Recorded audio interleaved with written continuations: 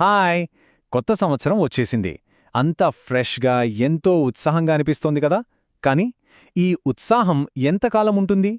ఈరోజు మనం చూడబోయే విశ్లేషణ ఇదే. కొత్త సంవత్సరం వచ్చింది సరే, కానీ జీవితం మాత్రం పాతదేనా? ఓసారి ఈ విషయం గురించి వివరంగా మాట్లాడుకుందాం. మొదటగా ఈ ప్రశ్నతోనే స్టార్ట్ చేద్దాం. క్యాలెండర్లో తేదీ మారగానే మన జీవితం కూడా ఆటోమేటిక్గా మారిపోతుందా? చూడ్డానికి చాలా సింపుల్ ప్రశ్నలా అనిపించినా అసలు సమాధానమంతే దీనిలోనే ఉంది.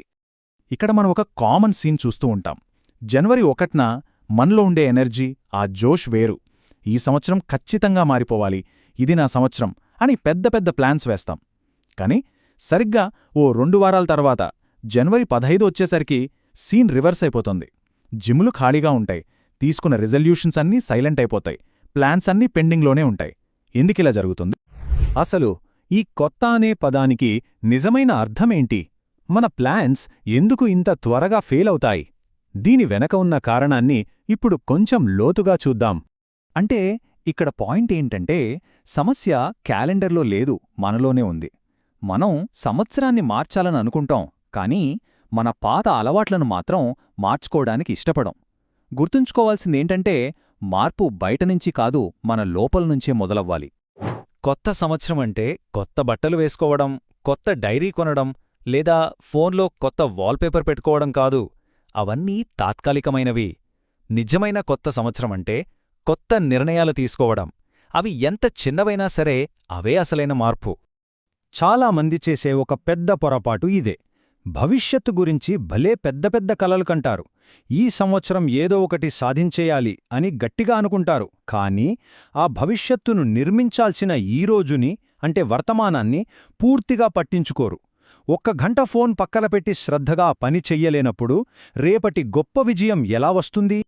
సరే, ప్రాబ్లం అయితే తెలిసింది. మరి సొల్యూషన్ ఏంటి? ఇప్పుడు మనం తీసుకునే చిన్న చిన్న పనులతో మన భవిష్యత్తుని ఎలా నిర్మించుకోవాలో చూద్దాం. అబ్బో, గంటలు గంటలు కష్టపడాల్సిన అవసరం లేదు. మార్పు కోసం మనం కేటాయించాల్సింది రోజుకి కేవలం 10 నిమిషాలు. ఏంటి, నమ్మలేకపోతున్నారా? అవును, రోజుకు కేవలం 10 నిమిషాల కమిట్మెంట్ చాలు ఒక కొత్త ప్రయాణాన్ని మొదలుపెట్టడానికి. ఇక్కడో సింపుల్ 30 డే ఛాలెంజ్ ఉంది. మొదటి స్టెప్, ఒకే ఒక్క అలవాటుని ఎంచుకోవాలి. 10 కాదు, జస్ట్ 1. రెండోది, దాని 365 రోజులు కాదు, కేవలం 30 రోజులు పాటించాలి. ఇక మూడోది, ఇది చాలా చాలా ముఖ్యమైనది, చేసే ప్రయత్నంలో నిజాయితీగా ఉండడం. ఆ అలవాటు ఏదైనా కావచ్చు.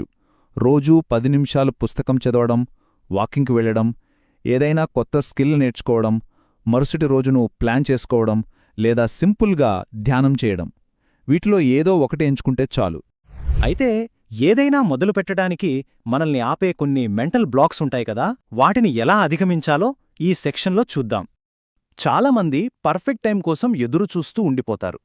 కానీ నిజమేంటంటే, ఆ పర్ఫెక్ట్ టైం అనేది ఎప్పటికీ రాదు. భయం పోయినప్పుడు మొదలుపెట్టడం కాదు, భయంగా ఉన్నప్పుడే దాన్ని ఎదుర్కొని మొదలుపెట్టడమే అసలైన సరైన సమయం. ఇక్కడ ఇంకో ముఖ్యమైన విషయం, మన ఎదుగుదలకు మనమే బాధ్యత తీసుకోవాలి.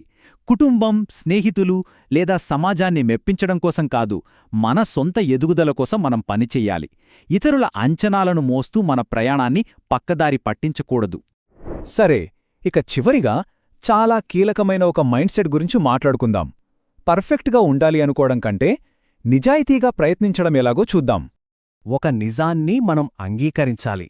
ఈ కొత్త సంవత్సరంలో కూడా సమస్యలు వస్తాయి, వైఫల్యాలు ఎదురవుతాయి. కొన్ని రోజులు చాలా నెమ్మదిగా గడుస్తాయి.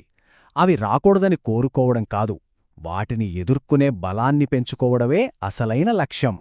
ఎప్పటికైనా అంతా సెట్ అయిపోతుంది అనేది ఒక అపోహ మాత్రమే. మెచ్యూరిటీ అంటే జీవితం ఎప్పుడూ పూర్తిగా సెట్ అవ్వదో, మనం పరిస్థితులకు తగ్గట్టుగా సర్దుకుపోవాలి, ఎప్పటికప్పుడు అడాప్ట్ అవ్వాలి అని అర్థం చేసుకోవడం. కాబట్టి ఈ సంవత్సరం మనకు మనమే చేసుకోవాల్సిన ప్రామిస్ ఇది. నేను పరిపూర్ణంగా ఉండకపోవచ్చు, కాని నా ప్రయత్నంలో మాత్రం నిజాయితీగా ఉంటాను. ఇంతకంటే పవర్ఫుల్ ప్రామిస్ మరొకటి ఉండదు. చివరిగా ఒక్క మాట, మన ప్రయాణం నెమ్మదిగా ఉన్నా పర్వాలేదు, కాని ముందుకు వెళుతూ ఉండటం ముఖ్యం. వేగం కాదు, డైరెక్షన్ ముఖ్యం. ఆగిపోకుండా అలా ముందుకు సాగుతూ ఉండాలి. ఇక చివరిగా ఈ విశ్లేషణ ముగించే ముందు ఒక్కసారి ఆలోచించాల్సిన విషయం, ఈ సంవత్సరం మార్చుకోవాలనుకుంటున్న ఆ ఒక్క అలవాటు ఏది?